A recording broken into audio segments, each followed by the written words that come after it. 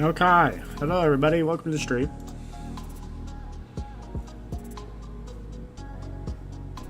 Turn that down a little bit.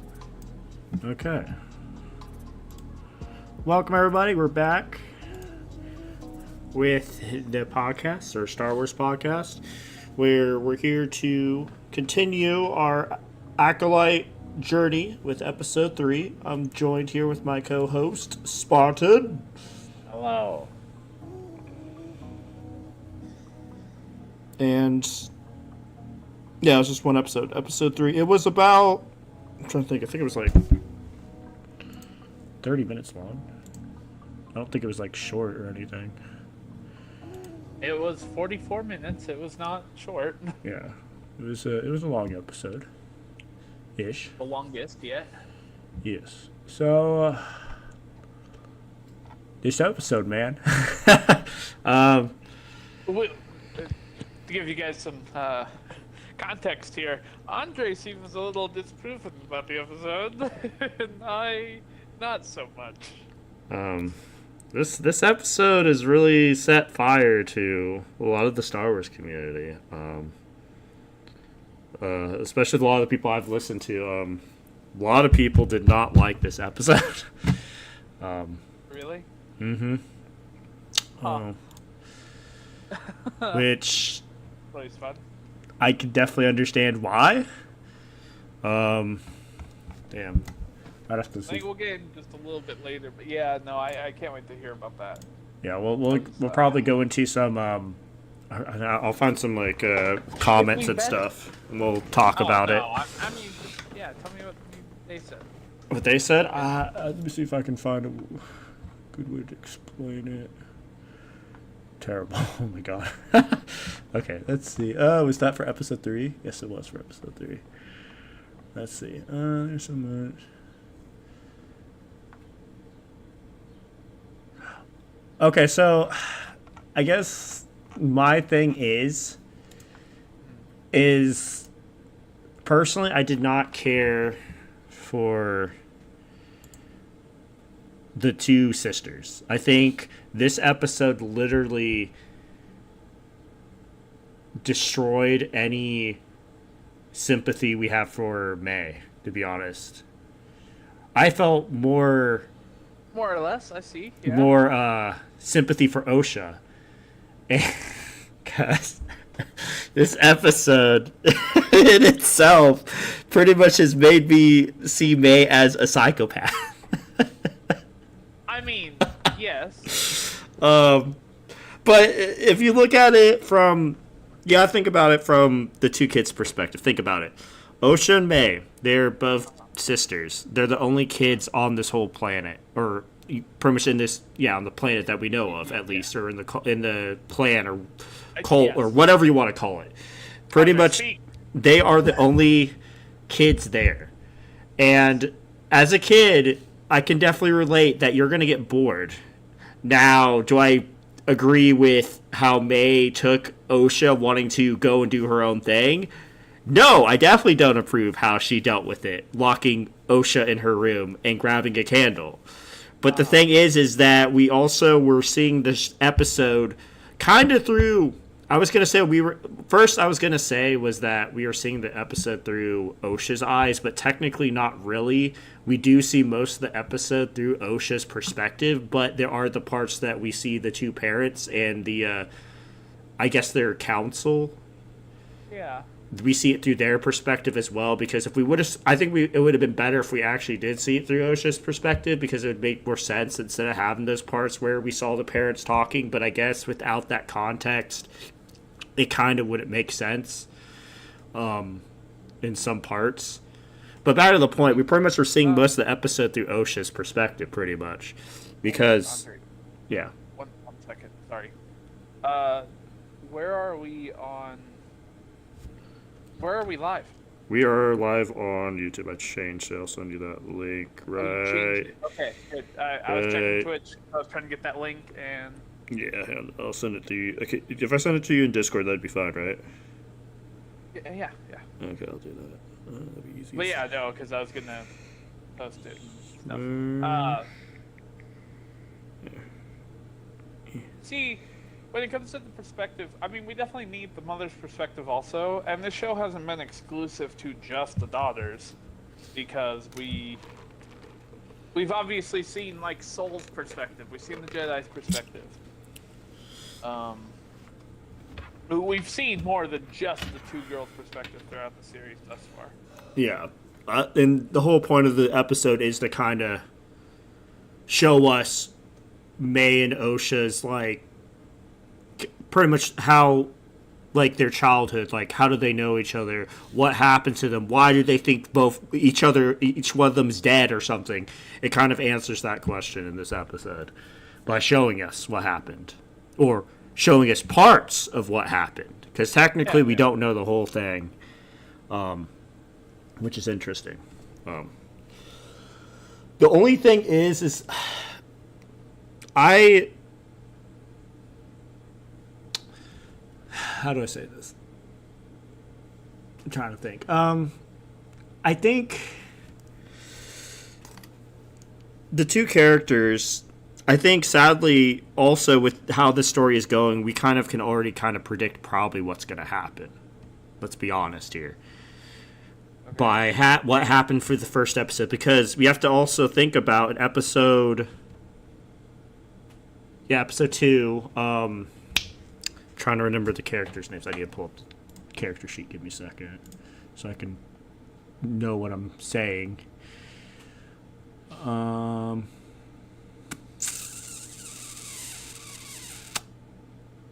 actually, that's not the... Well, actually, no, he should be in here. It's, Kanaka? No, not Torben. Oh, it's Torben.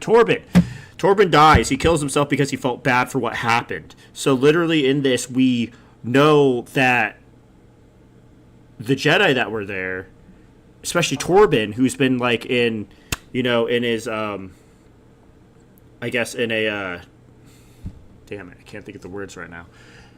He regrets, meditative state for years. He feels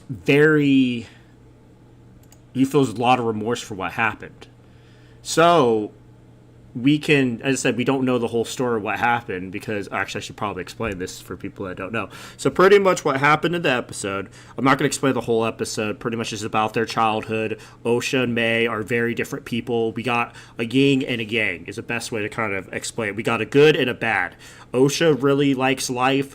May's really destructive and she's like the opposite, pretty much. Yin and yang, pretty much the best way to explain it. So Osha, being with May all the time, I can understand. She wants to do something else. She wants to go out into the galaxy, discover on her own. That's awesome. That makes sense. With her living with May, and all May wants to do is be with her all the time. And pretty much I feel like Osha also gets the perspective that she feels like her and May are the same. Like she doesn't have her own kind of personality. She isn't her own person. So I feel like that's also another reason why she personally does not want to be there with the witch. She wants to go do her own thing. She wants to find herself. She wants to be on her own. Find her place in the galaxy, which is understandable. But pretty much in the story, we get to meet the Jedi that May is hunting down. Again, they're there by coincidence. And you know how in the lore or the Jedi, pretty much they will come to planets and find children that are force sensitive, and if they pass the test, they will take them back to the Jedi Temple to train them to be Jedi. So this opportunity happens. Both the kids are found out. The clan of witches do not want, or the parents, and I'm guessing most of the witches probably don't want the two daughters to go with the Jedi. So the eldest, I'm going to call her the elder. I don't know if that's technically what she's considered, but I'm assuming she's the elder. She looks like she's the oldest there. But back to the point, she's like, they should just lie. Because if they lie to the Jedi, and they say they aren't by, like, the test, which if you guys have seen Star Wars, the test is that pretty much they have this, I don't know what it's like, pretty much like I'm gonna call it kind of like a laptop, but the best way to describe it is it's pretty much they have like this. It looks like a laptop, and they have like this hologram in the middle, which will have different like shapes or items. And pretty much what the Jedi or the kid has to do that's force sensitive is supposed to say what is the item without seeing it. Because if they're force sensitive, they will tell what the item is without seeing it. And if they pass, as I said, that's what happens. So May and Osha take their turns to go and do it. May pretty much lies about it, and she's like, "You better lie, Osha. Don't go away from me." But Osha's like, "I don't know, man. May's kind of a psychopath." Okay, she doesn't say that, but you kind of get that gist of May through the episode, is that she's very clingy to Osha. They're sisters, whatever it is, that's cool. But you could tell that Osha's like, "I want space." So when she goes into hers, she pretty much lies, but Soul can kind of tell that there's something off, that she's like lying, because she's probably a really bad liar, but also Osha's kind of reconsidering of lying to the Jedi, and she even admits that she was lying. And then she talks to Soul. Soul and her have like a heart-to-heart talk, and that's kind of that connection that we see in episode 2 or actually, no, episode 1. Never mind. Episode 1, where Soul's like, "Oh, Osha, blah, blah, blah," and stuff. They have that connection where she's like, "I kind of want to do this." So she does pass the test. She shows that she can do it. And then they go back to their village, whatever you want to call it, and Osha pretty much tells her parents that, "Hey, I want to be a Jedi." The parents, or I would say the parents, pretty much, or one of them technically, one of the parents. They're both the parent. I'm trying to figure out how to distinguish which one. The nicer parent, because there's the one that's a lot more stern, and then there's the nicer one. So the nicer parent. There's definitely like the leader, who's their mother. There's one of them that's the leader. She has that symbol on her head, and I think that's probably the best way to... I would say she has the same thing May has. Yeah, and Osha was going to get the same thing, but she didn't. The signet of the clan. And then you have the Zebra, or not Zabrak. It's another race. I don't remember which... I know which race you're talking about. I just don't remember what they're called. It's, God, what's his name? Koth. The Jedi Koth. It's his race. It's not Zabrak. It's something very close. That little Osha. And I do want to backtrack, Andre. The Jedi test wasn't them closing their eyes. Oh, no, it wasn't. No, I wasn't saying they were closing their eyes. I guess I didn't explain it right. Pretty much, they are standing in a room. They have a laptop. That's the best way I can probably explain it. Like how a laptop, you have like the little screen and stuff, and there's a holocron on the other side of that screen. And different items, stuff would pop up. They have to guess what it is without seeing it.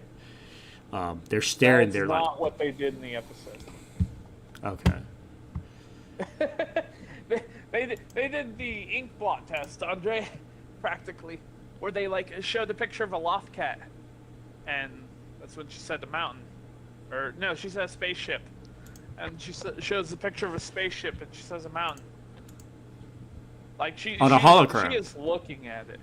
No, it's like on a little tablet with a So how is it different from a laptop? Well, I'm not arguing about laptop. I'm saying it's definitely not a holocron. It's like a holocron. It's a holographic image. Okay, but holocron is like a relic of the Jedi. I'm saying stuff wrong then. That's where I'm like, Andre, no, this is no holocron. They're not just tossing around holocrons. And you're also saying that they're blocking the image, and so they'll tell it with the Force because they can't see it. No. Yeah, exactly. I think we didn't actually see the Force sensitivity training, because literally all it was, what's this? Can you physically tell me what this is? It felt like a elementary school psychologist level stuff. It's like, what's this little picture make you think of? Oh, it's a butterfly. Yep, that's a butterfly. That's somewhat of a butterfly. Yeah. Yes. Which I love and hate. That I love that they didn't just do the normal ink blot thing, which would have been creative. I think it would have actually fit this, tell where the kid's mind is. Are they thinking evil? Are they thinking friendly? But nah, these are just pictures. Mind you, these are 3D images projected on this thing of things. Like, it's not like a 2D image of a loft cat or the space station. No, this is just like a rotating still of a loft cat and the rotating still of a space station. Yes. Yeah. So, like, there's no confusing it. Like, yeah, no, that's just a cat.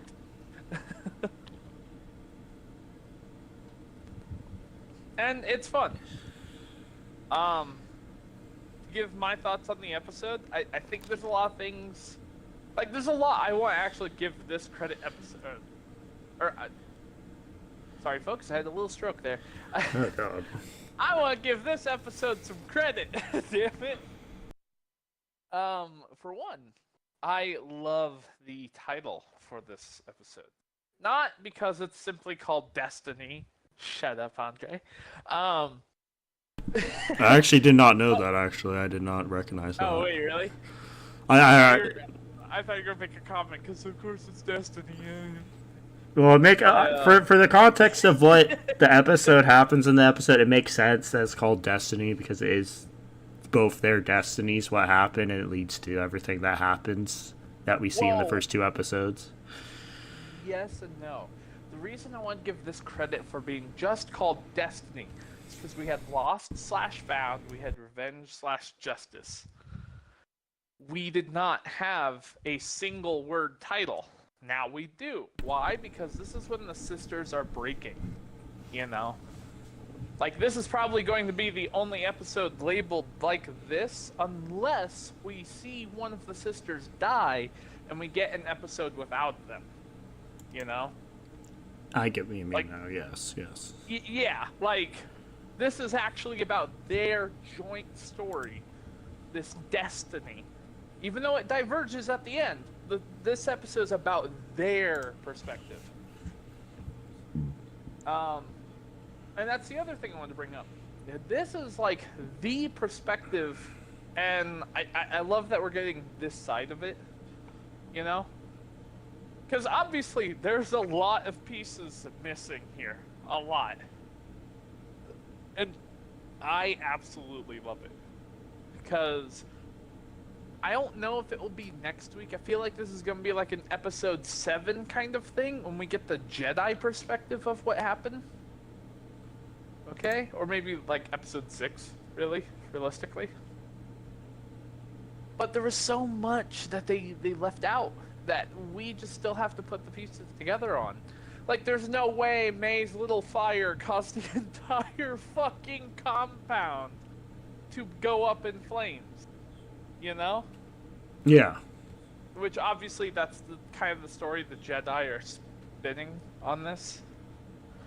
Where they, she said that she started the fire and that's what killed the entire family. Which doesn't make any sense, to be honest. Well, yeah, but again, that's where I like that there's this. Obviously, Soul's not just gonna be in the middle of the witch's compound in like inside like the ventilation. Like, he can tell that she's in trouble. No, he was obviously there for a reason. He was probably there to even poison the ventilation. And he just happened to find the 2 girls. Actually, I think he only found Osha. Because even he made the comment she's dead. Like, he couldn't find her. You know what I mean? Well, technically, he was there when it happened. It's just she fell. I can't remember if he was actually there by the time she fell. Yes. I can fly through it and look, but I also feel like, he could have saved her then. Probably with the Force, which is another thing that's kind of surprising. Well, obviously she's much more resistant to becoming a Jedi in of herself. I'm bringing up the episode now, like, I'm or I've been on it. I'm gonna fast forward to that part and kind of see. But we also get the whole thing, like, everyone's fucking dead. Everyone. Yeah, everyone's dead. The whole compound is dead.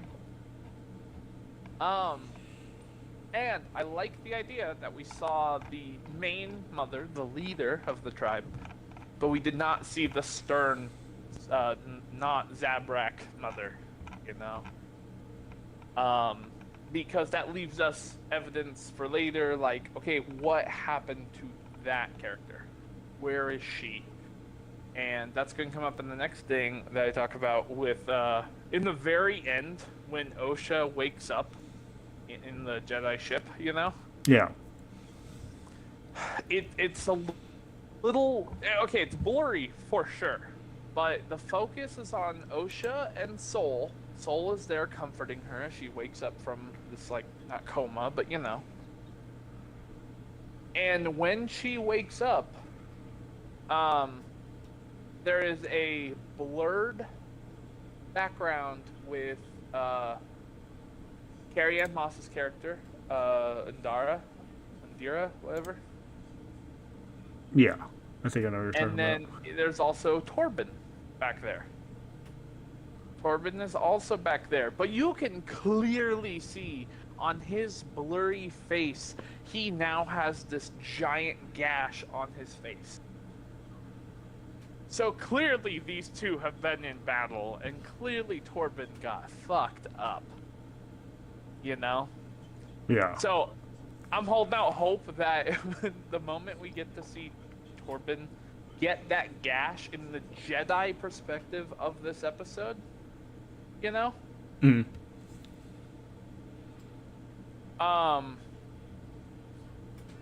It would have been really cool to see, you know, if she's the one who gave him that scar or something.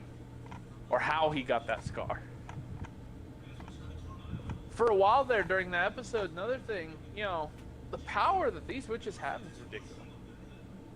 You know? Yeah. Like, obviously we've seen a lot of various powers through Tales of the Empire. We got to see the other Dathomirian tribe that's up in the mountains, and how their magic works just a little bit.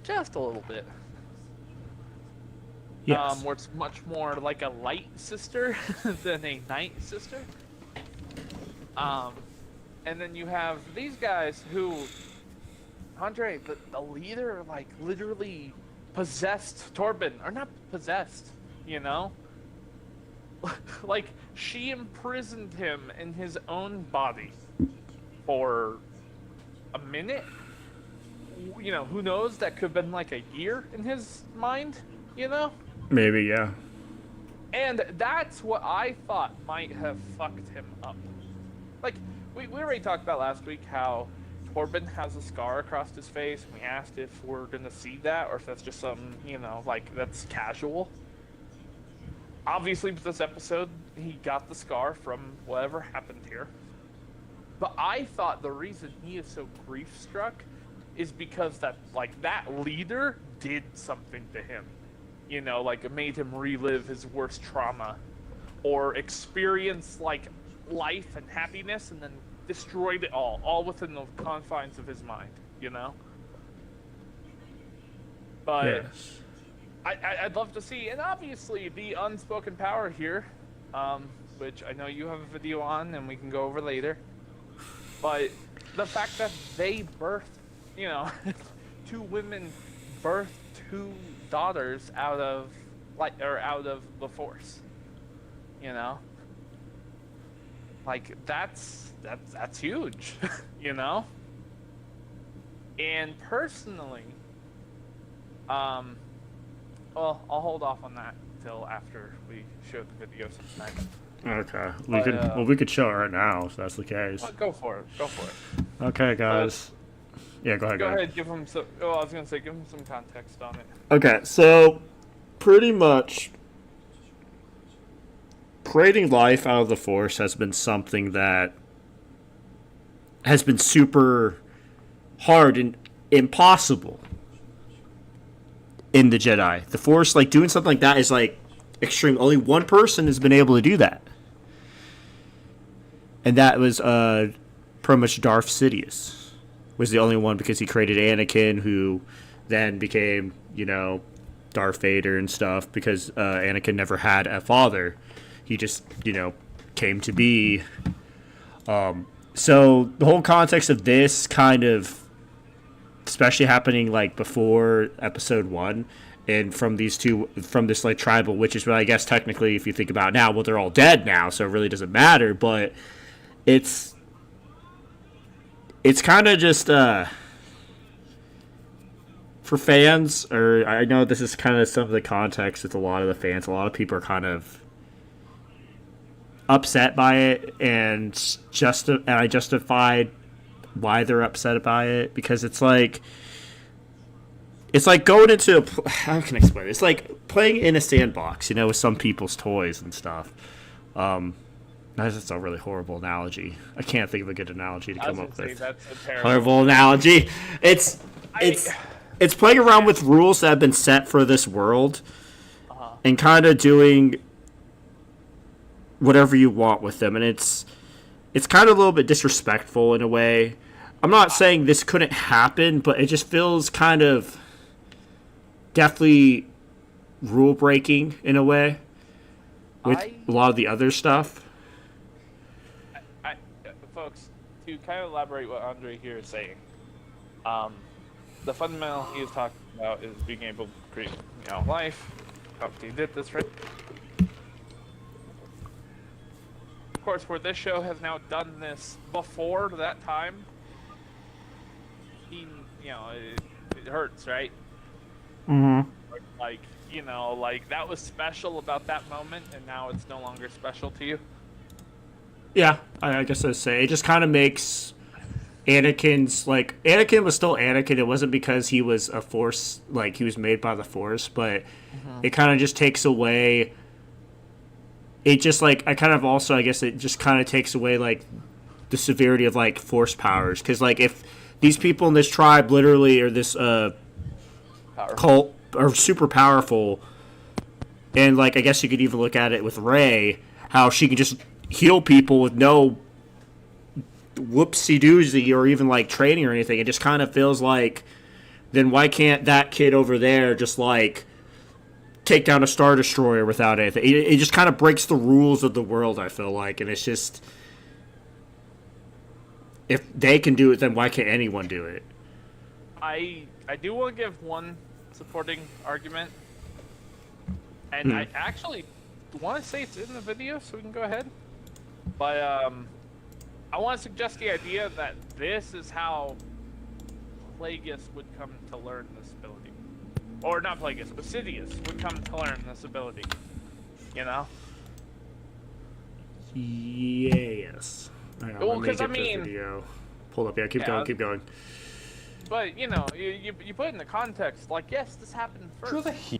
Now Sidious has a guideline on how to do it, because they must have learned somehow, or like some legend. Obviously, the video, folks, the video we're gonna watch is more of a skit, produced by someone. Andre, make sure to, copy, credit the person who does. Oh yeah, this is Star Wars Theory, guys. If you guys are big Star Wars fans, he's really cool. He's a lot of lately now. He's been standing by Star Wars, even some of the Disney stuff, but lately he's kind of been turning a bit, kind of like calling out stuff, but he's very respectable about Star Wars and stuff. And at the end of the day, guys, if you like Star Wars right now, that's awesome. If you don't like Star Wars, that's okay. That's fine. But the most important thing is, at the end of the day, is that you respect everyone's opinions. Don't be calling people shit and be like, oh, well, you're, this or that because you don't like it. No. If you don't like it, that's fine. Because Star Wars and just a lot of stuff right now is definitely moving in a direction that some people don't like and some people do like. And lately right now, I'm one of those people that's on the fences with that, kind of like, well, there are some things I do like in Star Wars right now, but a big mass majority of stuff right now, I'm just on the fence, like, I don't know. So, With that kind of said and done, we're gonna watch the video. But yeah, definitely go check out Star Wars Theory. He's a really cool guy. He actually is selling his own lightsabers, or they're not lightsabers, but they're theory savers. But they're really cool. But yeah, okay, we're gonna get into the video. Ready? We're gonna play it. 3, 2, 1. You ever hear the tragedy of Darth Plagueis the Wise? No, I thought not. It's not a story the Jedi would tell you. Darth Plagueis was a dark lord of the Sith who was so powerful and so wise he could use the Force to influence the midichlorians to create life. He had such a knowledge of the dark side, he could even keep the ones he cared about from dying. He could actually save people from death. The dark side of the Force is a pathway to many abilities some consider to be unnatural. What happened to him? He became so powerful. The only thing he was afraid of was losing his power, which, of course, in the end, he did. Unfortunately, he taught his apprentice everything he knew, and then his apprentice killed him in his sleep. Ironic. He could save others from death, but not himself. Is it possible to learn this power? Not from a Jedi. Well, Chancellor, that reminds me of this one story the Jedi told me about. There were these witches, you see, and they were able to create life. But not just once, twice. They were so powerful, much like this Darth Plagueis, but they were actually successful. They created Force-sensitive beings. You could say they were the first before me. They were the real chose. They were the... What? They were my sisters. The Force created them, and the Force created me. I mean, I don't remember Master ever telling me these... I mean, I never heard these tales. That's right. Witches, Chancellor. What? 2? They died in a fire. Bricks. Well, look at the time, and thank you so much for the fairy tale, and it was a pleasure speaking with you as always, Chancellor. I have some Jedi business to deal with now, and I best be going. Take care. Nice to see you, Anakin.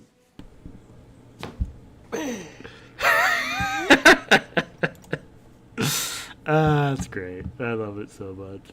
So good. So good. Okay, back to our regularly scheduled background. Okay. But yeah, it just kind of messes with a lot of stuff. From the original to the prequels and stuff, in a way. But it can be, like what you're saying, it could just be, well, that's how Plagueis learned about it, from the witches, from the twins, Mara and Osha. So, yeah. But no, that video I literally just found not that long ago, and I'm just like, this is a great video. I gotta show this. It's so good. But yeah. Coming back to it, folks, I feel like this is honestly a pathway, gives a little more direction to how that even happened anyway. Mind you, there's a lot of people who I don't think they read the books. I don't think they read the comics, So in a sense, the whole idea, like Andre, that we're talking about, where Sidious created Anakin, that's never explained. Not in the movies, not in the stories. Mm-hmm. or not the movies, not the shows. That is a comic and book storyline. So up to this point, if we go just by the TV and movies anyway, then this is answering possibly one of the biggest questions of Star Wars: is what the fuck? How the fuck is Anakin even alive? Because like Liam Neeson's Qui-Gon and can't think of the mother's name. Talk about there is no father for Anakin. This could give us insight on how stuff like that happens, on how Sidious comes to know this power. And I'm glad that, obviously that skit doesn't happen in the movies, because that would put a lot more awkwardness, I feel like, into the scene. Yeah. I don't like to think of Yeah. Sidious doing it out of desperation. I feel like I agree with the character that Sidious probably knew this. He did the research and found out about this. And more than likely, while he was, infiltrating the Jedi in this way, or blindsiding the Jedi, I should say. Because I feel like this is like some very pertinent information that, yes, would be kept in the Jedi archives. But Not from the Jedi. Yep. I'm gonna watch another part of this episode. Pretty sure they even tell the Jedi that there is no father Yeah. for the children. But they obviously don't explain the how. We get that later. So, what I'm trying to say here is, in this moment when they tell the Jedi about it, that there is no father,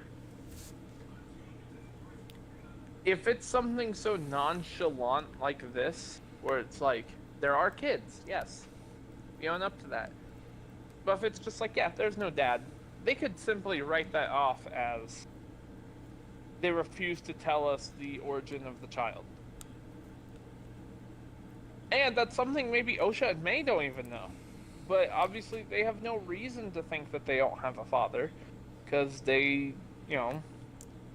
they love the idea that they had two moms. There's no reason to question where's the man in the life, if that makes sense. Yeah. Well, I'm getting to that moment. If you want to look at another comparison from another movie that's kind of like that, same-sex marriage. It's a comedy, but it has Adam Sandler and Oh God. it's I Pronounce You Chuck and Larry. Okay. Well, I guess technically, never mind. Let me take that back, because I think technically the daughter. Andre, that's a whole nother ballpark with that. Yeah, because technically they did have a mother, but the mother died. So, damn it, what's the actor's name? I can't remember his name right now. Hang on. But no, coming back to it, yes, no. Carrie Ann Moss asks, who is their father? And the mother just clearly says, with her kind of whimsical, sarcastic voice, they have no father. Sternly says that. Obviously, the Jedi aren't going to believe that. Not from the Jedi. Or I can't imagine Kevin they're going to James. believe it. They have no reason to think that is truth, Yeah, Kevin James. Yeah, Yeah. Kevin James. Yeah. Fucking love Kevin James. But anyway, so and even with the whole thing Anakin mentions in that skit, it's just like, I don't even know if this would actually be in the Jedi archives, Probably and not. And the entire clan being dead, I would wonder how stuff like this would come up. I would wonder how Sidious finds out. And that's not to say he couldn't just visit this, what will now be a ruin of their civilization. Yeah. Because all in all, we don't even know the age of Palpatine. We talked about this last week. Where it's like, he definitely seems like an older gentleman, but we don't know the age of Star Wars characters. You know, if they age properly like we do in present day, or if there's some sci-fi stuff going on and they're actually more like, you know, they live to be 150. Yeah. So who knows? Maybe we'll see Palpatine in this too. And that'd be a really cool moment. I'd like to compare to the finale for the Clone Wars, where we jumped ahead and then we saw Vader picking up Ahsoka's lightsaber in that snowy area. Oh, yeah. You know what I mean? Like, we could skip forward and perhaps see, God, I cannot think of his name. I want to say it's Ian something. Not Ian McShane. That's not it. Ian McGregor. Is that his name?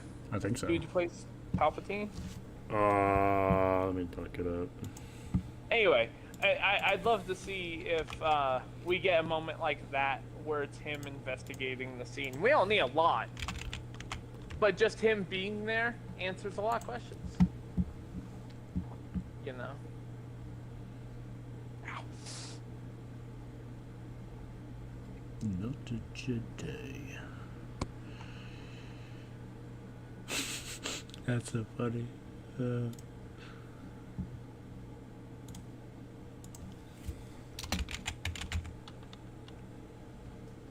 Ian McDermott. Ian McDermott. Yeah, that's it. Yeah. I think it was Ian something. There you go. Not a Jedi. That's a great line. The only reason that makes me laugh is because me and Silent were making jokes and stuff. Just being stupid, to be honest. But yeah. The other thing is that I could see definitely, because I don't know, this is I guess like a theory. Because we don't know who May is, who her master or going to be master. Some people are theorizing it might be the other mother, not the leader, because we saw that she died. The not Zabrak. Yeah, but we don't see her. That's what some people said, that we don't see her as one of the people that died, at least in the scene where we see everyone dead. So the theory is that it's her, which I guess if that theory is true, I can definitely see that being true, because she was more of the very strict parent compared to the other one, which, as I said, because she was the one that was very, very against the Jedi being involved in everything, which was probably for a good reason, especially with what happened to them. But that's a theory that I have, or I've heard, and I could see it. That'd be kind of interesting, find out it's her. And I'm assuming May probably wouldn't know if she didn't know. I'm assuming she doesn't know who the person is, but for all we know, she might know who it is, possibly. Yeah. But yeah, trying to think if there's any other thoughts. I almost want to debunk that, only for the fact that I'd like to think that the master is masculine, it's a man. Because we do hear him speak, and even though it's like that Sith, weird, gritty, like Kylo Ren, when Kylo Ren speaks, it's completely distorted. Mm-hmm. And even when Barriss spoke as an Inquisitor in Tales of the Empire, it was completely and heavily distorted from her actual voice. So, I can see where it's possible, but I'd like to think that they're not going to try and pull something like that. I just think that's kind of lame. Kind of dumb. Where, again, I like the idea that this cult is now dead. It has been wiped out. That's how I would take it, is that they're definitely gone now. They're not on the map anymore. Now, I think for the same reason a lot of people love Asajj Ventress, and I have a fun fact about her today. I think for one of the reasons people love Asajj Ventress and where her story might go when it was taking off in the Clone Wars is because now she's the last Night Sister. If we stick to our guns with the theory last week where May dies and Osha is the final, like, survivor, Yeah. that gives Osha a reason to do something for her clan. Like, don't let that memory die, or recover the parts of that that should be recovered, if that makes sense. Yes. You can pick and choose without being so cold and, you know, like, humble the Jedi, not fuck you. Not, we don't associate with Jedi. We don't associate with That's the not right. Jedi. You know? Yes.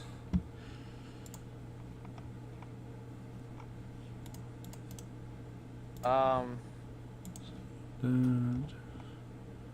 if I'm not talking. I'm working on some stuff for the video, like putting in information to get more traction. Yeah, and no, stuff. you're good. So. There we go. I had the yawn coming up. I can feel it. But I still like the idea that the Zabrak or not Zabrak woman would go on to do something to Torben, you know? Yes. Just because. Just why not? You know, he doesn't have any injuries beforehand. He clearly has one now. And I think that's a really cool parallel, because when we do get the Jedi side of the story, dude, I can't wait. I can't wait for a reason to give a care about this team of Jedi, you know? The bad thing is I think the Jedi are probably going to be the bad in this, is how I feel like I'm it's going to sure, swing. like 100%. They're assholes. And I don't detest that. Like, I 100% believe that. Oh. I don't think they need to be the good guys, and most of everything we've had thus far, the Jedi are always good. Now, especially, we get to the point, like, probably the biggest conflict of the Jedi is stealing children, you know? Stealing the children. Stealing, but yeah. This, you know, a great point to just, like, keep hammering in on why the Jedi are bad. Which, of course, we all know, the Jedi aren't actually bad. These Jedi are bad. You know? Like, something had to have happened. I'd like to think that escalated this situation beyond what it should have gotten. Mm-hmm. But, yeah. No, I feel like there's more to this. There's definitely more to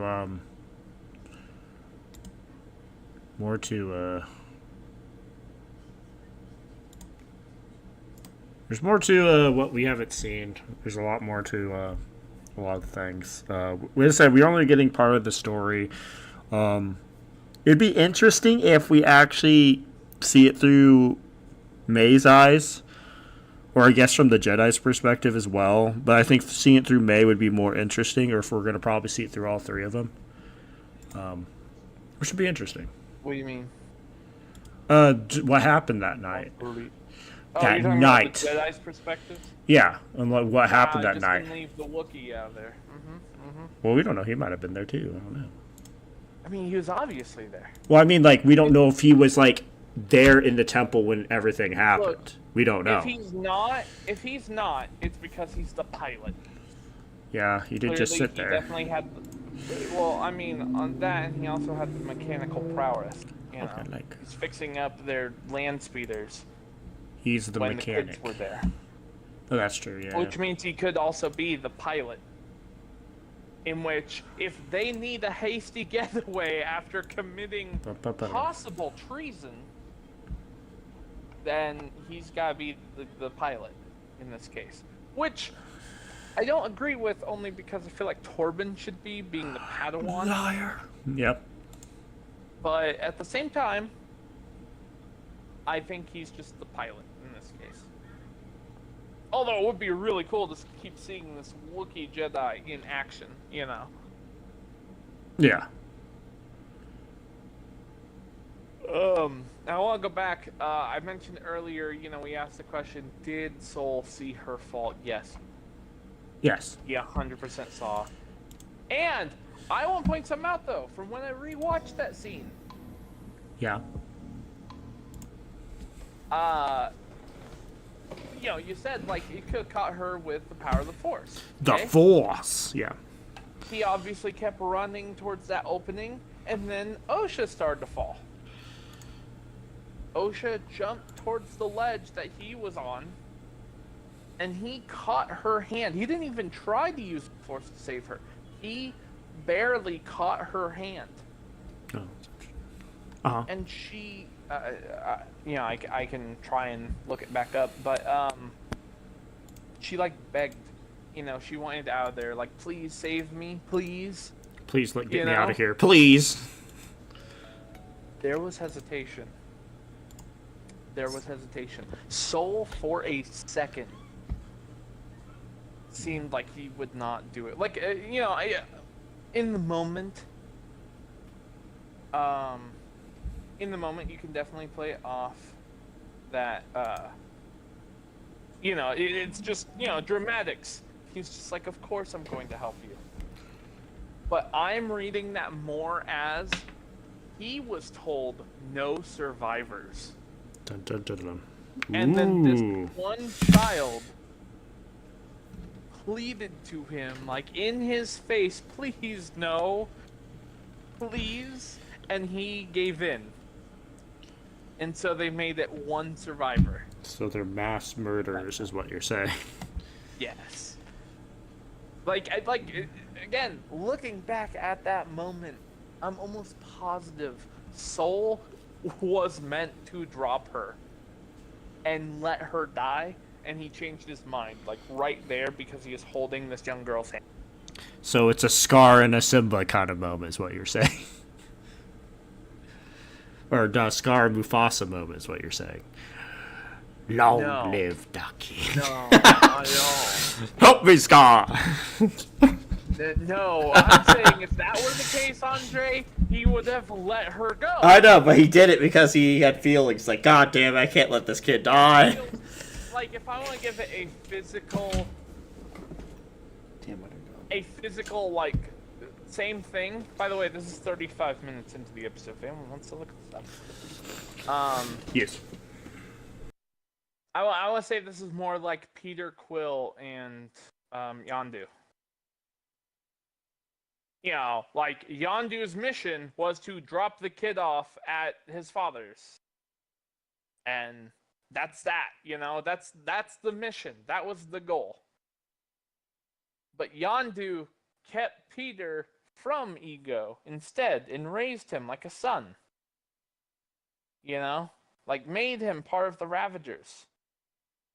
I'm seeing very similar parallels. Like, there's this moment of second thought in the father figure in this case.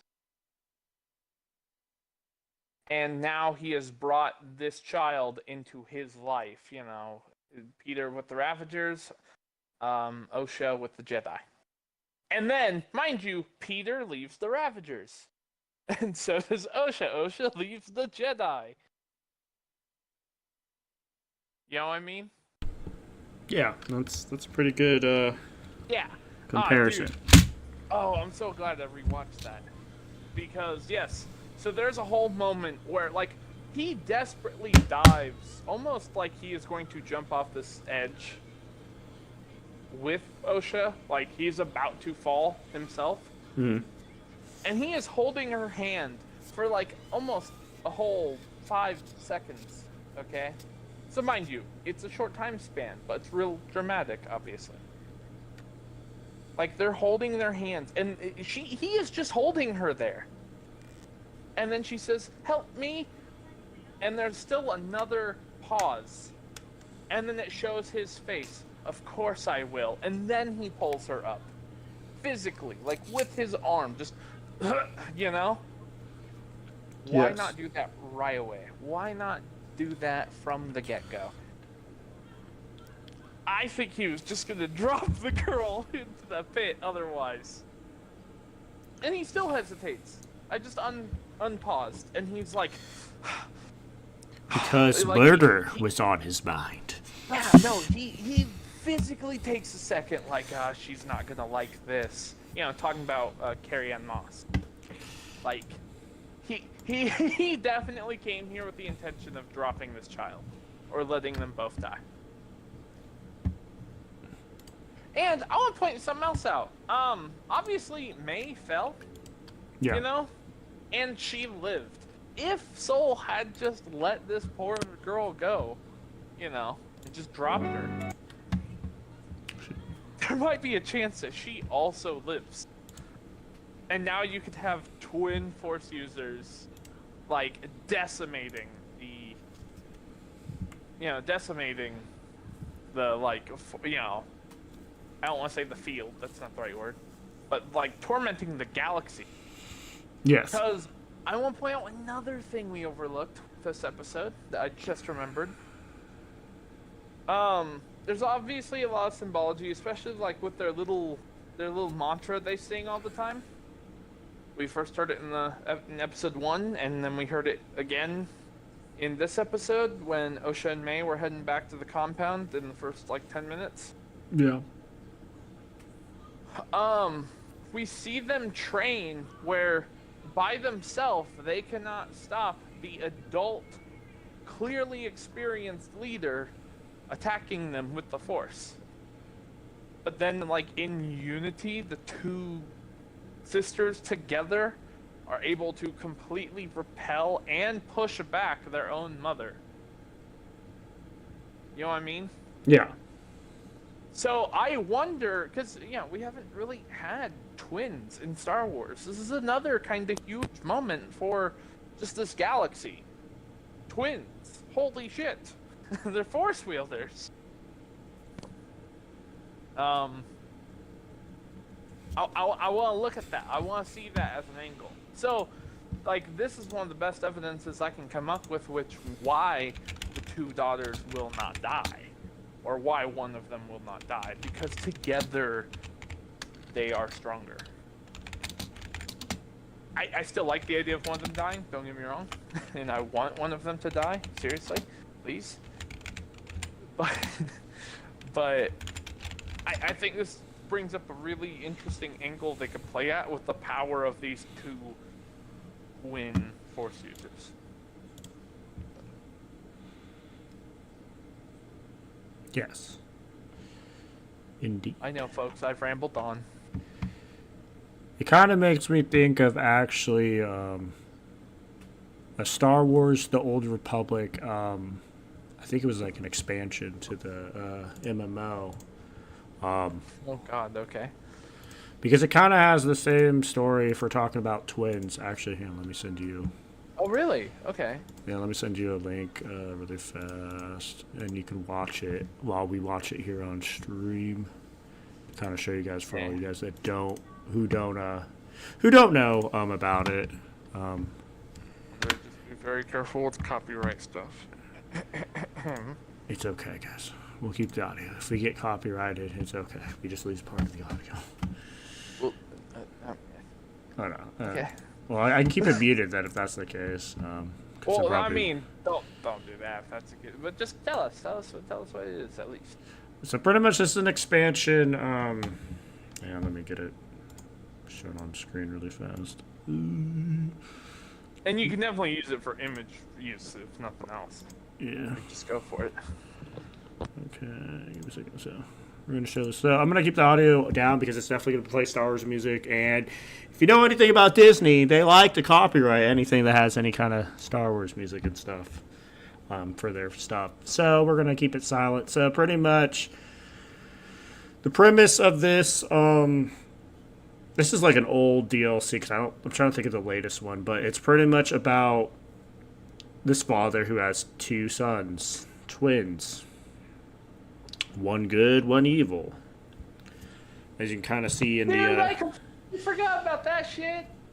What? This? Yeah, I know exactly what you're talking about. Yeah. I can't even see it. I know the cinematic you're playing. Yeah. I know the cinematic. Dude, that thing was so cool. Yeah. Folks, yeah, there's a lot of Old Republic animations that, like, dude, this is the Star Wars I want. And but it's locked behind a PC game. yeah, well, the funny thing is, I know some people have said if you really wanted to play through it, you could like get it for like a month, play all the, because I think there's like a subscription with it. You can play all the DLCs and stuff, but it's kind of it's pretty much a son that was being very much not getting the father's what's the word I'm trying to think. I know what you're saying. He doesn't have the father's attention like his brother does. Yes, the other brother's like, oh, you know, you're doing great, son. But the other one's just like doesn't get any response from him. So then, you know, after a while, you're gonna fucking break. Mm-hmm. You're gonna be like, why? Am I not important enough, father? You know, and you can kind of see this in the trailer and stuff, and it leads to him embracing kind of, I guess, the whole plan from the very beginning. Yeah. Of what the father wanted. Okay, I'll have to look at this, you know, around the other time. I'm trying to remember exactly which one it happened to. I think it was the one that was wearing the dark clothes was the one that was always like getting mistreated. Yeah, well, he was always the one that was getting loved by the father, and then it's the one with the light clothes that turns, I believe. If I'm remembering it correctly, he likes the one in the light robe. The light robe one, I remember he gets his face attacked, and he has that, like, metal... Yeah, the metal... Yeah. But that is when he becomes more dark side than the dark side, yes, you know, appearing brother. And I'm pretty sure the light side one dies, and that's what makes the other one turn. That's what I'm thinking. I don't think it's the one with the plate that turns on the father. I think it's the other one that turns on the father. No, the light one turns on his brother. Oh. Okay, because he's the one that gets neglected, and the father keeps doing it, so he tries to go kill his father. Okay. But the other brother is like, "Whoa, that's our dad, bro." Well, he doesn't say that, but you get the point. But he yeah. But through his anger, he kills his other brother. Yeah. And he embraces the true power, the dark side. So much. As I said, the lightsaber battles are so fucking cool. Like, honestly, if it weren't for the fact that I know nothing about the game and I can't play the games personally, I would love to, like, do something with those cinematics as well, because those are just fun. Like, they're just so cool. They are. But I think, as I said... The story in them is immaculate. I think this is another... As I said, I'm not saying that this story that we're getting with Acolyte is bad, but I feel like a story like what we're seeing in this trailer, with kind of the same premise, but a little bit different and twisted, would be... a lot more interesting and a lot more like, whoa, holy crap, you know, like that kind of stuff. And I think that's kind of what I'm trying to get with it. Yeah. I'm not saying the story, I'm not saying what's happening here is bad. I just think we have the possibility of getting something that's almost exactly the same or a different, like about the same kind of storytelling, but better. I think that's also another reason why a lot of people are kind of upset with this episode specifically, is because it was just very bad writing during this episode specifically. But I understand that they are leaving stuff out specifically to leave mystery, to be like, okay, we got a perspective of what happened from this person, and we don't know what's happening. We don't know the whole story. That's ignorance towards perspective. Because obviously we're not going to get the full scale here, because we are focused on the cultists. We are focused on the mothers, the council, and we're focused on the daughters. Yes. You know, that's why we gotta leave room for when we get the Jedi arc and what happens on their side of the story. I never liked not Torben, whatever his name is. No, not Soul. Soul's great, but he's probably going to be a bad guy. But no, the other guy that was. I don't think I'm bad. Well, he did do something. Yeah. He's very much involved in what happened. Yord. Oh, Yord. Yeah, Yord. I keep forgetting his name. I think he's supposed to be our God, what is it? Our MacGuffin, I believe is the term. Yes. Like he's the one like, you're a little suspicious, but it's you. You know, it's not him, it's you. Yord's Someone else always entirely. pointing his hands at someone else. It's like, it has to be you, damn it. No, and again, going back, I think Soul definitely came here with an intent to kill. Now that I've seen that scene again, but he changed his mind, and I think obviously he has changed his ways. He's even gone so far as to distance himself from the other 3 Jedi, who all distance themselves from each other at some point. Because of the regret. Yes, and for obviously different reasons. Like, it looks like the Wookiee retired himself. You know, like he obviously doesn't want to be a part of it. He's obviously not part of the Order. He might be a Force user, like a rogue Force user now, honestly. But Soul, Soul kind of looks like he rebounded. You definitely have the Jedi, or you have Dara, who's on this random backwater planet, serving as an ambassador. But I'm sure she's probably still the same bitch that she is in like this episode, And then you have Torben, who's so grief-struck he is done. His mind's been messed up because somebody scrambled his brain. Yeah, he's been meditating for like 3 years. He's out. He's done, guys. No more. But yeah, no, going back, I think another thing that really worked out better for like all those cinematics, and again, folks, like I said, if you have not watched those cinematics for that game, they're so good. Fantastic stories. The story is there in the cinematic, and I love it. And the cinematics look so good compared to the game. I'll say that. Yeah. And like again, there's a great quality with this year of animation for the for that time. Because I'm trying to think of when it came out. I actually need to look that up. That's probably like early 2000s. That's what I was thinking. Let me look it up. I think it's like probably close to like 2001 to 2005 is when most of those came out. Probably. I know there's one later that came out, like much later, that I watched, and that one was really good too. And same quality, which is great.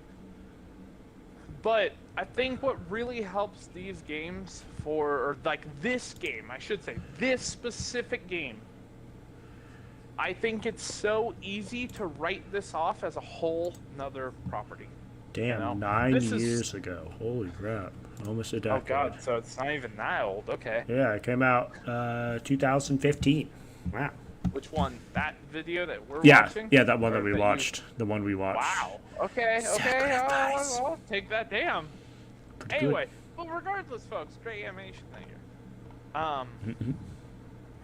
But I still want to backtrack and say, I think they did great because you could just give that game a whole nother name, and I think people would have loved it. Because this is Star Wars before the Star Wars we know. Yeah. And in fact, so is the Acolyte. I think what makes it fail so far is it's familiar enough. We know the timeline. It's 100 years before. The whole old game, that's like 10,000 years or something like that. Okay, maybe not that long, but you get what I'm saying. Like, it's too far gone. We don't know any of these people. We don't know any of this. Like, if anyone, the only person... Maybe some of the Sith Lords in that game. Yeah. And that's only because Sith Lords are so much easier to track than, like, the entire scale of the Jedi. So, I think what helps that is just because it's almost its own thing in and of itself. Compared to this, where it's like, this is like building part of a building without building the scaffolding. and so it falls and it crumbles before it's done because it doesn't have the supports in yet. That makes sense. I get what you mean. Yeah. But as soon as those supports go up, whatever is still there, it's good. It's good to go. Like, this is what we ride with now. But, like, you know, of course, I think a lot of people are going to know, what is the legacy of this show? We talked for ages, like the Bad Batch. The Bad Batch is great, but obviously we didn't know what would happen with characters by the end of that story, and we still don't know what happens to them, unfortunately. Other than they live. Okay? So, do we get to the end of the Acolyte and have this happy-go-lucky ending again, where everyone's fine? No, I doubt it. Everyone will probably die. But does that mean that all the legacy is gone from this? No. We've already gone over the fact that we've now seen children be born through the Force. The Force. I strongly think Soul is going to still be a good guy. Like, I think even if May or Osha catches what happened, I think he will surrender himself to them. It depends on what you mean by a... Like, he probably did bad stuff, but I guarantee he probably regrets what he's did, and he would probably make it right. Yeah. That's what I'm saying. Like, okay, fine, you want to kill me, kill me. But, like, you know, of course you can argue episode 2, why didn't he do that? Because that's not where that story ends, you know. If she kills him, May just gets away, but she doesn't reconcile with what happens. She just goes further down the rabbit. So is she hunting Soul then? Yeah. Okay, that's what I thought. It's like, okay. I mean, she went for his lightsaber in just the exact same way as she went for Endara's, you know? Which I still don't understand why, to be honest. That is a very interesting thing, and I think the biggest reason for it is, one, to disarm the Jedi, which is maybe something she's just kind of learned. Mm-hmm. Two, it might just be to get a weapon of her own. Which, mind you, it's weird, because the scumbag last episode, which I still don't know his name. Jord? No. Oh. The shopkeeper that we're real suspect of, who knows of the master that May serves. Possibly another acolyte. Let me look up his name. And, mind you, we talked about last week the meaning of the word acolyte. It's Quimir. Quimir, that's what his name is. Okay. Quimir. Yeah. Quimir. I'll take it. Fuck it. Quimir. Good enough. We also talked about how the acolyte last week means, you know, like someone part of a cult. If you didn't have your answer already, here's why it's called the Acolyte, folks. These kids are literally born into a cult. Oh, that's so cool. It gives me the quotes for Quimir. Huh? I'm on IMB and I clicked on his name and it actually gave me the quotes that he said. That's pretty cool. Oh. Like actually all of them from the episode. That's interesting. Yeah. Oh, cool. But no, I really think there's a lot of cool stuff we can do here. And I want to bring up one more thing. This is from the very last, like, 2 seconds or so of the episode. So, folks, I want to bring it to perspective again, where we saw May fall, you know, and Osha get caught. Mm-hmm. May fell, May obviously survived, and in that end scene, we see her at the tree that whenever she could not find her sister, she went to this tree. Yes. You know? Obviously, we know May never knew what happened to her sister. You know? She probably assumed that she died, and, you know, that they never met again. If you just assume that about that scene, then I don't think there was any reason to show that scene. I think what that scene meant was she was hoping to find her sister there. And when she saw that her sister was not there, that is when she gave up hope that her sister was even alive. Not that she was never found, that she was alive. Which explains why she was like, "You're alive?" And again, why we even got that scene. You know, we did not need that scene. We knew that May fell, period. But we knew she survived, obviously. But the We didn't question need to is, know that how, though? I'm sure she just fell and survived. Because of her force before abilities, or because someone No. helped her? No, I'm pretty sure she just fell. Like, again, fucking Maul surviving a fall. Done. You know, there are way too many characters. Fucking Palpatine survived the fall. And guess what? He's alive. Yeah. Yeah. Andre, you gotta stop giving so much credit to gravity killing some fucking Lynn in Tales of the Empire. She got pushed off a cliff, Andre. We saw her the next episode. Yeah. We gotta stop giving credit to just gravity killing someone. The only time gravity has killed someone was Styla from fucking Clone Wars, you know, Saw Gerrera's sister. You know, when Ahsoka dropped her? Or Yeah. didn't mean to, but lost her? Yeah. Dude, that's the only time someone in Star Wars has died to gravity, I feel like.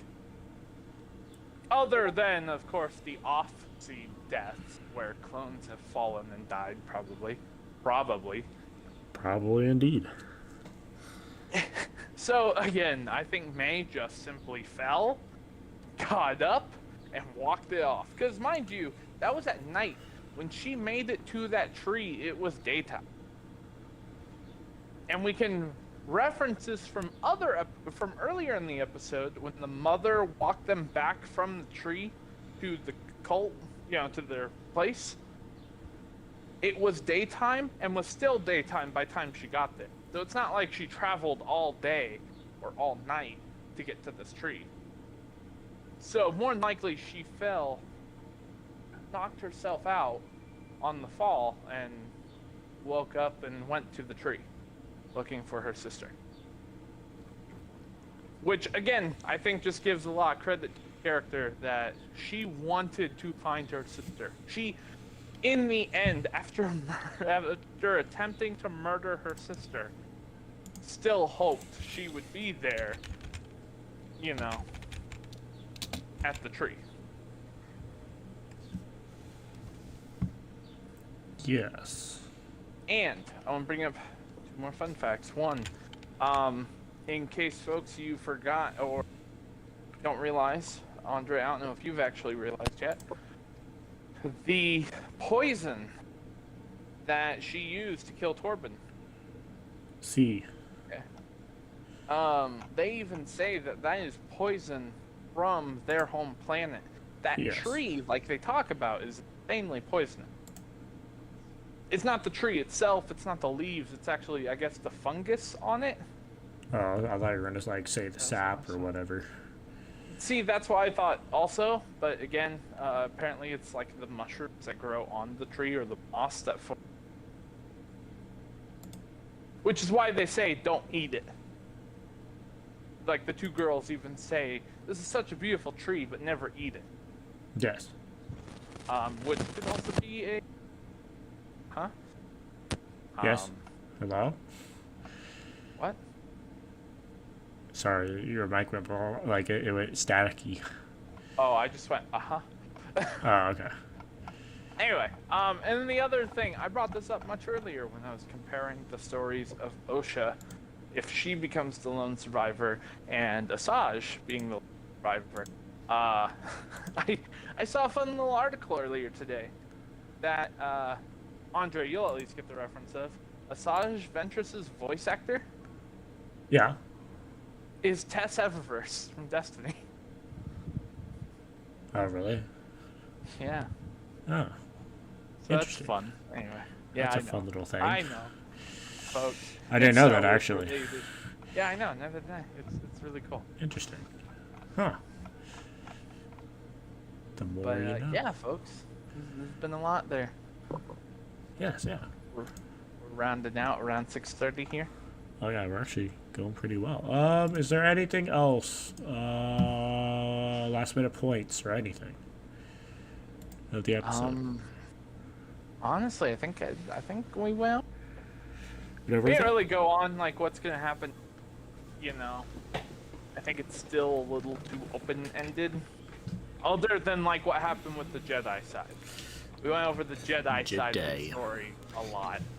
Now the thing is I guess for some people that got to view the series early, they got to see I guess the first 4 episodes. So technically, Yeah. I kind of have an idea what's going to happen in the next episode, just Oh, because some people okay. kind of talked about it.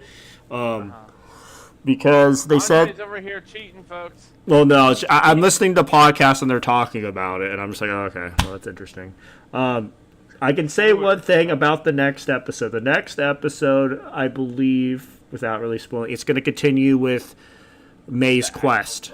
Yeah, the actual story, with May going after No, that's fine. her next target. Like I said, I really think if and when we get this story to continue, like with the Jedi side, I don't think we're gonna see it until easily. Jedi. I don't think we're gonna see it until easily like episode 6. Probably episode 6 is probably when we're gonna get the big reveal.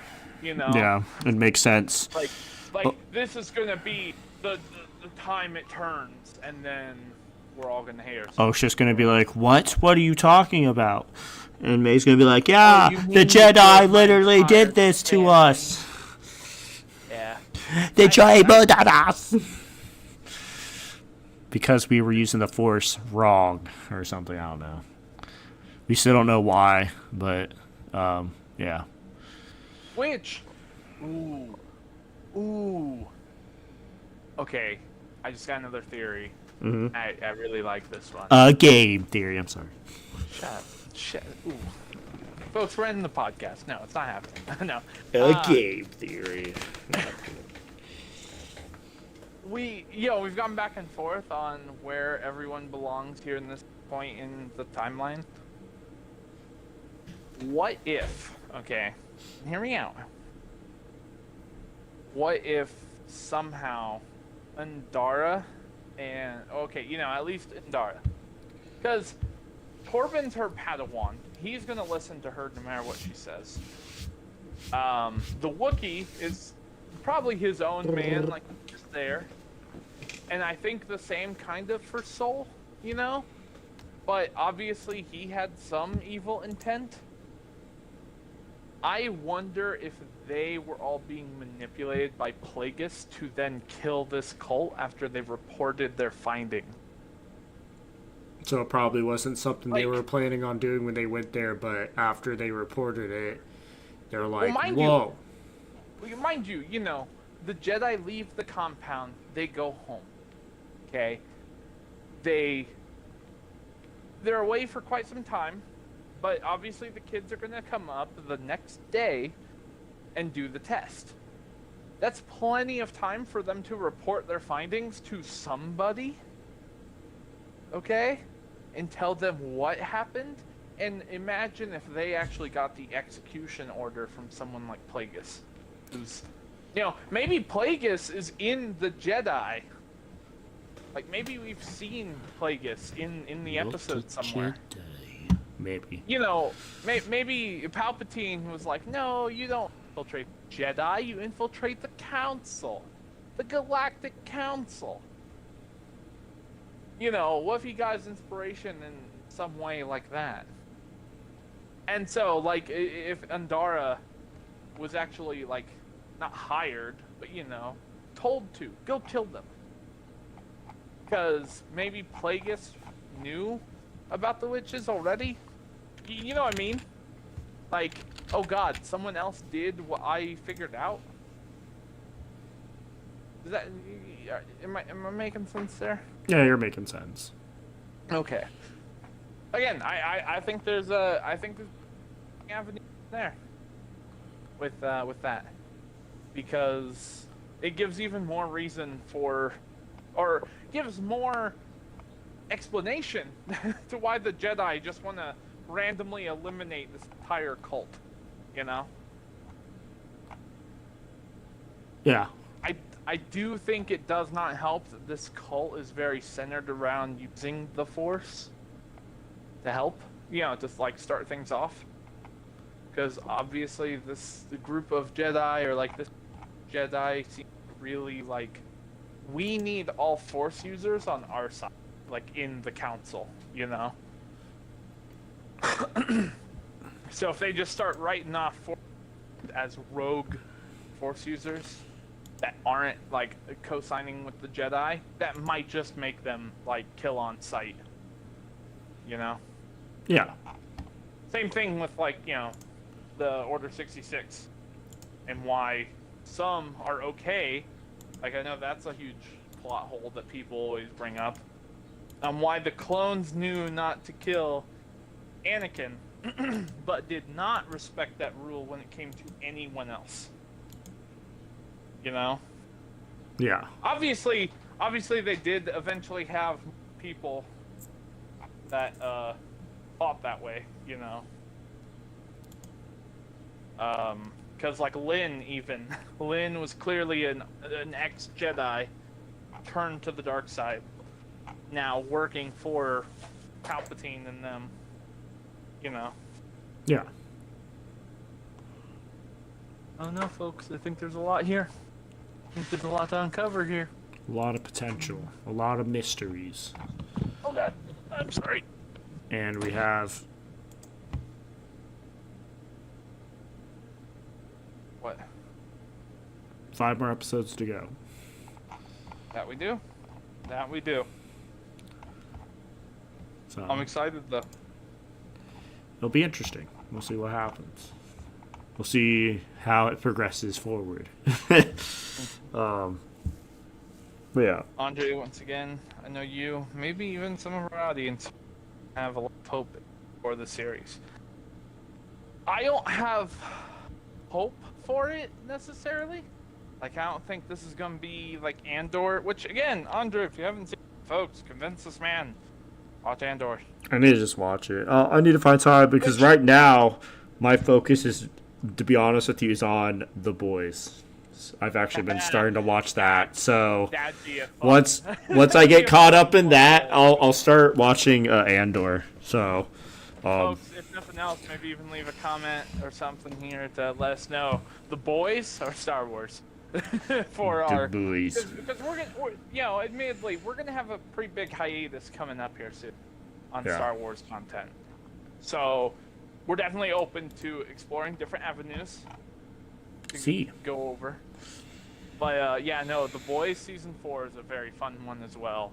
Just Yeah, I haven't got through Right up episode there. 1 yet, but I'm a good portion into it, and it's good. It's for good. season 4, right? Yeah, You're all for caught season up. 4, yeah. Okay, yeah. We'll go from there. But yeah, it's good. I know they've already said that they're doing one more season, and then that will be the end of it. So season Really? 5 will be season Last 5 I will. heard season 4 was the end. No, they said season 5 is going to be the last one. They're going one more season. 'Cause I remember when they said 4 was the end. Believe. So okay, that gives me a little more outlook. So, 5.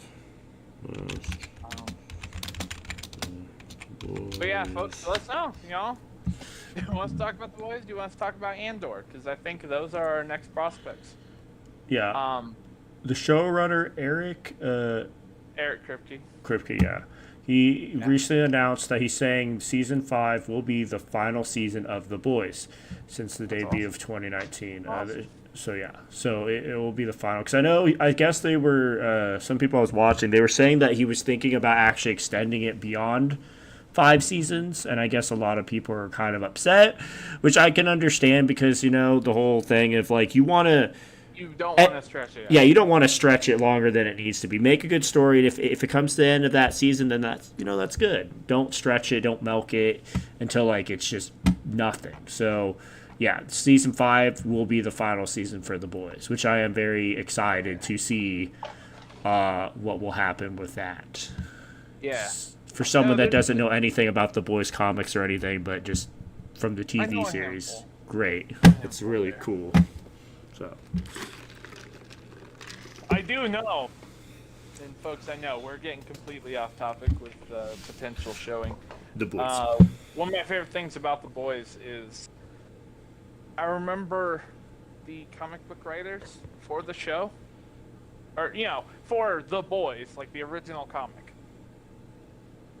They love the show so much, even though the show has almost nothing to do or has changed almost everything about The Boys TV show. Like, the show and the comics are not the same. Like, I think a pretty easy one to give you, Andre, is there's a lot of gender-bent characters from the comics to the show. Okay. And characters like Annie and Huey, Yeah. their roles are completely reversed. In the comics, she is much more shy, and he is He's much more out there. he's much more out there and like butcher than Annie is. But Interesting. in the show, obviously, it's the other way around. Yeah. Which again, I think there's a lot of creative choices with that. And I know I remember seeing something early when the season 1 finished up that the comic book writers were like blown away. Like, dude, we don't even care. Like, this is all the credit to you guys. This is awesome. That's good. Like they weren't even upset. Well, okay, I'm sure there are people upset. Don't get me wrong. Don't quote me on that. There's always people but- upset. Yeah, but at the same time, like they weren't even upset with the fact like so much changed, and that's amazing. Like that's really fun to see Yeah. out of a show and a remake of something. Like they actually accept it as not a reboot, but an official part of their universe, and it's not just a bastardization of what they created. Yeah. So, yeah, folks. Again, leave us a comment. Let us know. Would you rather us go over Andor and continue our Star Wars theme, which, mind you, might even make it to the next project? Who knows? Because there are a lot of episodes, a lot of good episodes for Andor. Which I need to watch. Like Andre, if I want to explain it to you, Andor definitely feels like a 16-hour movie, or however long that movie, or the 12 episodes. I think it's 12. It definitely feels like a 12-hour movie than a TV series. show, Yeah. which that sounds terrible in a certain perspective.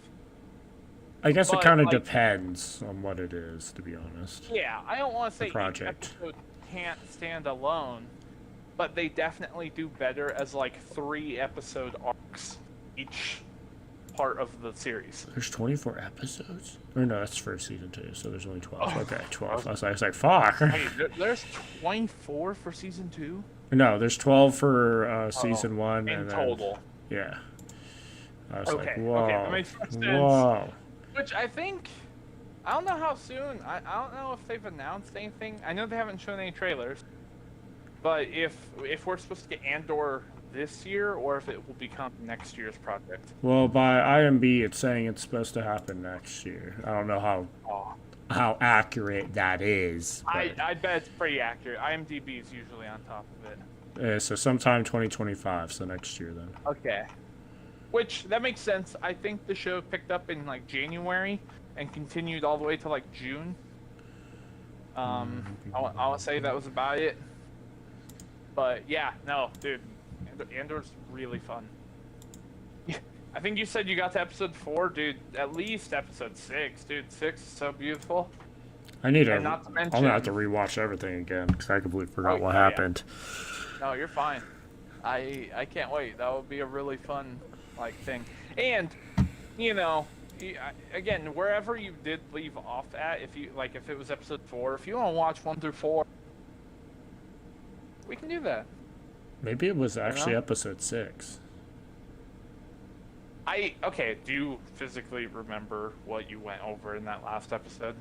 Because the reason of, because I'm looking over IMB, I'm looking at the summary. I think it was 6. Careful, don't spoil yourself on this. Because it was when they, because I remember they were undercover, and then they saw that local festival that was going on with the whatever, I don't remember what it was, but there was that festival. They're like, oh yeah, and the Imperial's like, oh yeah, this thing happens here, blah blah blah. So and they watch it happen. Yeah. Okay. Well, that's pretty much all. On like one of the best notes. Yeah, so that was like episode 6. Yeah. Which, mind you, I think episode 6 does a great job as an end. You know. Yeah. I'll I will not talk about it just because I feel like you should rewatch it. I'll definitely. You should go over it. We should go over it sometime, whether here on the podcast or not. But you know, it would be really cool. In person. In person. Wait, hold on, Andre. We're gonna talk about that otherwise. In person. Face to face. Quite possibly not. In a secluded area. Well, folks, we are rounding around 6:40, and I personally think we have finished covering the Acolyte. We've even do after the Acolyte ends. Yeah. And okay, exactly. It's gonna sound really stupid. Huh? Wait, what? I really hope Disney does not announce their next project when episode 7 comes out for the show. You know how much I hate that from them? Because Disney even does it with Marvel, too. It pisses me off. Where you get to, like, episode 7. Mind you, you don't know how the season is ending, okay? Or the show. But then, they're gonna show you a trailer for a show that could be a sequel to this show. And now you're going to connect the dots again. Because, you know, like, you're filling the gaps for what the season finale's like because of that. That makes sense? Yeah, so they're pretty much spoiling what's going to happen without spoiling it. Like, yeah. I think, if I remember correctly... Well, no, I don't think that is quite correct. I wanted to say they actually showed off a trailer for Book of Boba Fett before we got the end credit scene in Mandalorian season, where you see Boba take Jabba's throne. Like, I want to say we got that trailer before. I think we have. Or even another one was like with Hawkeye, and Hawkeye had a big reveal in episode 6. I won't go over it. And the end of episode 5. But, then we had stuff like No Way Home come out, which also has a big reveal. Not necessarily directly involved, but they are. And so, again, it was like, thank you for kind of spoiling what might happen with this season finale, you assholes. You useless reptiles. Yeah. Yeah, you useless reptiles. So yeah, no, I really hope they're not like, episode 7 comes out that same day, they're gonna put out a trailer. For Acolyte Season 2. Well, no, not Acolyte Season 2. It would not be Acolyte Season 2. It would be like... Andor Season 2. It could be. That'd be okay. But I don't want to be thinking about Andor Season 2 while I'm thinking of how the hell does it end? You know? Soul will get his own spin-off TV series. Who? Soul. Oh, Soul, I mean, I'd take that. You know, it'd be really cool. Like, this is gonna be like my, you know, was it tinfoil hat theory? Okay. You know how fucking cool it'd be if you had someone like Darth Plagueis the Wise introduced into the show, okay? With even, or Darth Bane, no, not Bane, Darth Scion from old Star Wars stories and stuff. I believe Darth Scion, if I'm not mistaken, is the one who could, like, make himself immortal through the Force. Like, he was too angry to die because the Force would just bring him back. And it wasn't until he found peace that he would cease to return to the land of life. And if I'm not mistaken, actually in the Yoda episode from Clone Wars, where he goes to a Sith temple and he's talking with like some Sith deity, he's talking to Darth Sion, if I remember correctly. Because Darth Sion is in some way still alive consciously. Just not physically, like he doesn't have a body anymore. So, with all that information in mind, tinfoil hat theory is, can you imagine how cool it'd be if Shira Imwe is old soul? Like, he has just somehow figured out that skill from, like, Darth Plagueis or something. And he has just, like, tormented himself with longer life. Like, to the point where he is even blind. I know that can be considered racist and all, because both Asian, Jedi, and blah, blah, blah. But, you know how cool it'd be to build on Shira Imwe's story? Him and Maze Balbus. I think that's his name. Or Bose Malbus. You know who I'm talking about, right? Actually, I don't. Andre. From Rogue One? Oh, yeah. You know, Shira Imwe, the blind Jedi. I am. Yes. I'm one with the Force. It's in the Forces with me. Yes. And he's the one who, as far as I'm aware, coined that theory for Star Wars, and they never give it credit. not deserved credit. And then same with Maze Balbus. I think that's his name. Where he's the, he's the big, like, almost Samoan dude with, like, the repeater. He's got, like, a machine gun and, like, the George-style backpack with ammo on. They're, like, two old dudes just helping the rebellion in this moment. You know what I'm talking about? Yes. Yeah. It'd be really cool. It'd be a fun little weird storyline to go on. So, again, we've stretched it out. It is now 6:04. Yes. It is. It's But pretty late. I think it is time, folks, that we call it here. Yes. It's been And fun! Yeah. And we get excited. Oh, okay. I get excited for next week's episode. See if this show can continue to live up to potential hype. It's going to be interesting. See where it goes.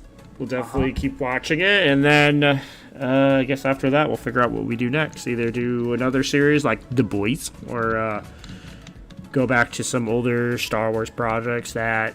Andor, or maybe some other ones. Let us know in the chat what you guys think about the episode and where you guys want us to go next after we're done with Acolyte. Thank you guys for watching. Love you guys, and we'll see you guys next time. Bye-bye. Bye!